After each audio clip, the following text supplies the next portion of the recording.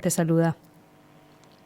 Hola Alicia, ¿todo muy bien vos? Muy bien, acá estábamos un poco sin caer en la tentación esta que muchos y muchas tenemos de empezar a diagnosticar a personajes como Javier Milei, después de verlo tan exaltado en estos días, pero tratando un poco de pensar con los distintos actores, en este caso también con profesionales de la salud mental, qué es lo que están viendo y cuáles son las preocupaciones que aparecen más allá de la salud mental, también desde las propuestas más políticas de este candidato. ¿Cómo están discutiendo ustedes desde la red? ¿Pudieron charlarlo? Vi, y lo decía yo, hay un posicionamiento que lo difundieron previo a ese domingo 22. Sí, bien. Bueno, mira, nosotros desde la red estamos trabajando fuertemente en poder trabajar la salud mental colectivamente, ¿no? O sea, la salud mental comunitaria, que tiene como ejes fundamentales lo que es la participación, la persona como sujeto activo, como sujeto de derecho, y pensar la psicología y los tejidos sociales desde ese lugar, la salud mental, digamos, tiene que ver y puede ser posible solamente si hay una democracia activa, digamos, ¿no? En donde estas acciones puedan ser tenidas en cuenta, puedan ser vistas, pueda haber una circulación, ¿no? Donde haya proyectos que puedan como fomentar y acompañar ese tipo de actividades. Entonces, digamos, en tensión con por ahí la psicología más individualista y con pensar que los problemas son solamente personales y que no hay como un entramado social, esa tensión, digamos, hay que sostenerla y es lo que estamos tratando de hacer con la red, de poder hablar colectivamente de ciertas cosas que nos pasan como colectivo, ¿no? O sea, no es solamente que estamos atravesados personalmente, sino que colectivamente nos pasan cosas. Yo creo que hoy lo que está pasando a nivel electoral tiene que ver un poco con algunas cuestiones sociales que hemos pasado, bueno, esto de la pandemia y demás también, digamos, todo tiene un efecto colectivo. Entonces, por ahí trabajar desde lo comunitario y desde lo colectivo tiene que ver con una posibilidad de poder hablarlo, y para poder hablar tenemos que poder hacer uso de nuestros derechos, ¿no? Entonces, no nos da lo mismo unas políticas en los términos que plantea mi ley, ¿no? Además, como a contramano de todo lo que se viene, esto que vos planteás, ¿no? De poder pensar lo que nos pasa colectivamente, de empezar a poner en palabras las situaciones por las que atravesamos, ¿no? Que son todas muy difíciles, ni que hablar, planteabas la pandemia, pero la crisis económica, la precariedad de la vida en sí, y aparece un personaje que nos dice que sálvese quien pueda, solo, y realmente eso también, me imagino, complica aún más cualquier escenario para pensar colectivamente todo. Claro, sí, también por ahí también leía esto de la visibilización de la salud mental en los últimos años, que tiene que ver también con la pandemia, pero es algo que varios colectivos y movimientos de la salud mental están intentando, también con la ley sancionada en 2010, de poder ir visibilizando lo complejo que es mantener la salud mental. Y esto que traes, Alicia, de la precarización, de la crisis económica, digamos, hace también de que estemos viviendo en un mundo bastante difícil y que haya naturalización de muchas prácticas, y entre ellas las violencias, los discursos, ¿no? Los famosos ahora el discurso de odio, algunos tratos, y que haya una persona que esté siendo candidata a presidente de que tenga discursos recontra difíciles para asimilarlo socialmente, sabiendo que la Argentina es uno de los países que tiene trayectoria en derechos humanos, que es reconocido mundialmente por su trayectoria en derechos humanos, y esta persona venga como a negar cuestiones de nuestra historia, ¿no? Entonces es como que, ¿qué pasa de que no podemos darnos cuenta como sociedad de que tenemos enfrente a alguien que maneja un discurso violento, que tiene rasgos de salud mental, que digamos que da que pensar. Entonces para mí, colectivamente eso me llama la atención, de que tenemos tan naturalizadas las violencias de algunos discursos, que hoy en día tenemos a esta persona en los medios de comunicación y nos parece que puede ser potable a candidato a presidente.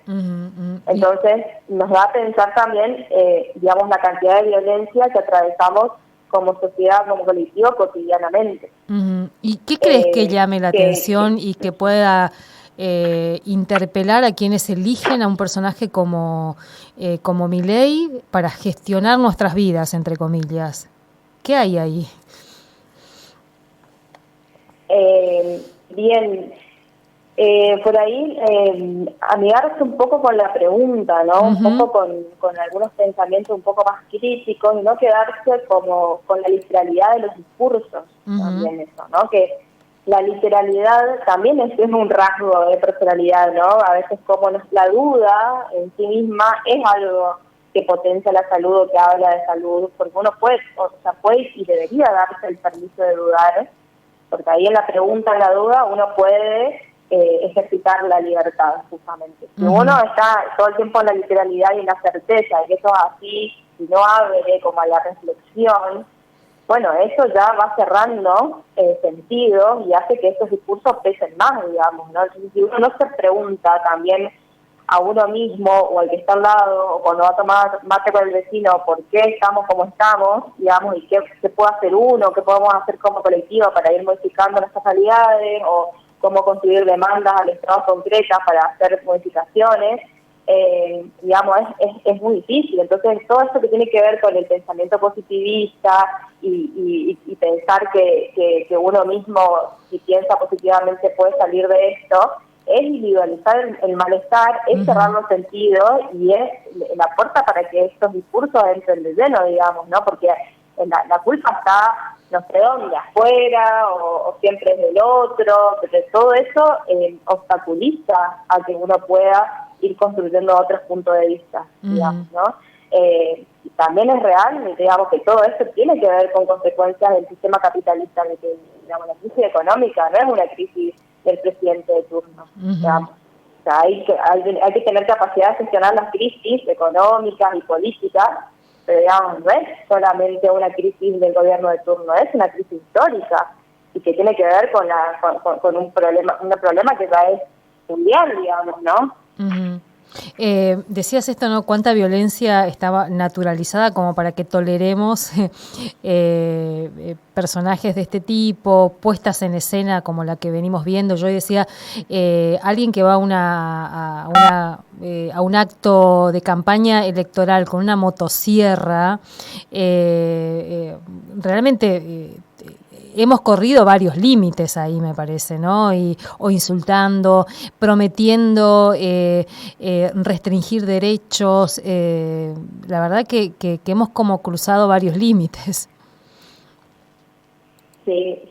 Y también a nosotros como profesionales de la salud nos pone como en un dilema con esto del diagnóstico, por ejemplo, ¿no? ¿Cómo nombrar esto? Porque justamente como estamos hablando de una salud colectiva y donde no podemos ir en contra por ahí de lo que estamos promoviendo, que es, por ejemplo, la no estigmatización o los no diagnósticos apresurados, o no poder, digamos, acompañar a la persona como en un proceso de diagnóstico, o sea, digamos que estamos tratando de promover otras cuestiones, de repente aparece una persona como Milei y no podemos tampoco diagnosticar de lleno eso que estamos viendo en nuestro, digamos. Sin embargo, digamos, ni siquiera debería haber llegado a esa instancia, digamos, ¿no? Entonces, digamos, ahí es donde aparece también el síntoma social, el síntoma colectivo, de decir, bueno, ¿por qué? Y aparece todo esto que yo digo por ahí, o pienso de la naturalización de la violencia, o también, digamos, de las crisis que estamos atravesando, que hacen que no podamos sentir apoyos o puntos de apoyo seguros, ni en uno mismo ni en los otros, y que hace que todo decante por esas vías. Ujú, ujú. Dayana, y una de las cosas que siempre hablamos con vos es esto de cómo también subestimamos la salud mental, ¿no? Y subestima el propio Estado porque no está en agenda, y cuando uno piensa la cuestión hasta presupuestaria para garantizar que ese derecho sea accesible a una comunidad desde los distintos lugares, ¿no? Desde las distintas búsquedas también, es como que no está en la agenda. No, no está en la agenda digamos, creo que hasta ahora Grabois por ahí o Celia Fernández está llevando como más el tema de la discusión de la salud mental, porque es algo que es estructural, es algo que tiene que estar, que tiene que aparecer y que tiene que tener un lugar en el presupuesto, porque digamos, hay mucha confusión, hay mucha esto de la desinformación también, y hay algo que me parece que es importante también instalar, que es la cuestión ética, digamos. Me parece que hay ciertas profesiones, como los periodistas, los medios de comunicación, que no pueden, digamos, pensar en sus intervenciones de una cuestión ética. Y también pensar que, o sea, la salud mental no solamente está en el consultorio o está en manos de los profesionales de la salud mental, sino también que uno tiene un compromiso con un otro cada vez que va a decir una opinión, digamos. Sobre todo si uno es generador de opinión.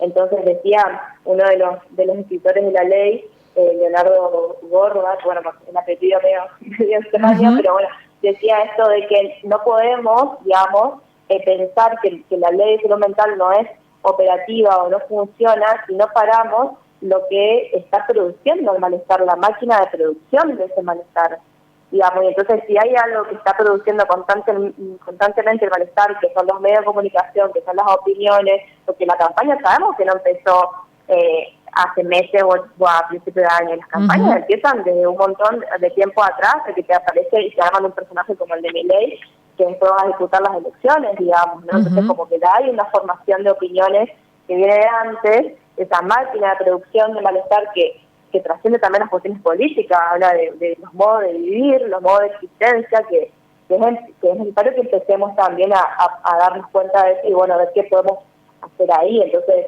la salud mental tiene que ser pensada desde muchos ámbitos, no solamente en el campo de la salud propiamente dicha, sino también en personas que están en constante producción de opiniones o que tienen este poder de influenciar a las personas. Sí, sobre todo esto que vos decís, los medios de comunicación y quienes estamos en los medios de comunicación, cada vez con mayor impunidad, produciendo mensajes y también teniendo niveles de responsabilidad que no asumimos, porque los periodistas somos, y me incluyo también, los primeros que a veces, yo no tengo nada que ver, estoy preguntando, yo estoy informando nada más, ¿no? Y es algo del que tenemos que hacernos cargo también. Dayana, mil gracias por este tiempo, seguramente vamos a volver a charlar. La gente que quiera seguir a la red lo puede hacer a través de las redes también, ¿no? Sí, del Instagram, sí, red.salud mental comunitaria, ahí nos pueden seguir. Y bueno, gracias por la invitación nuevamente. Un abrazo, Day. Hasta luego. Dayana Galeano, integrante de la red de salud mental comunitaria.